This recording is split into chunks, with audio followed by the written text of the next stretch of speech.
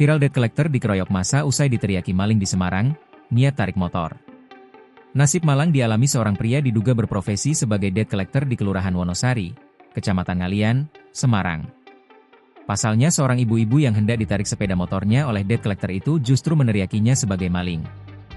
Dilansir melalui unggahan akun X Bacot Tetanggai Rabu, 21 Mei 2025, debt collector itu pun langsung dihajar massa yang berada di sekitar lokasi kejadian. Peristiwa dipaparkan terjadi pada Selasa, 20 Mei 2025, sore hari.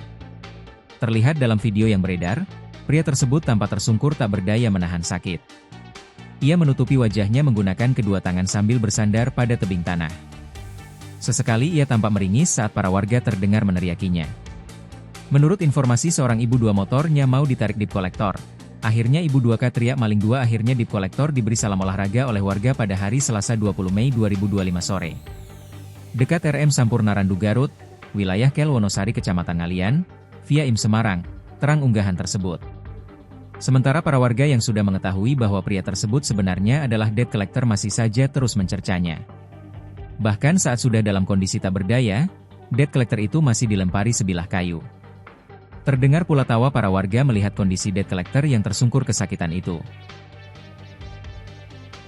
Download Tribun X sekarang, menghadirkan lokal menjadi Indonesia.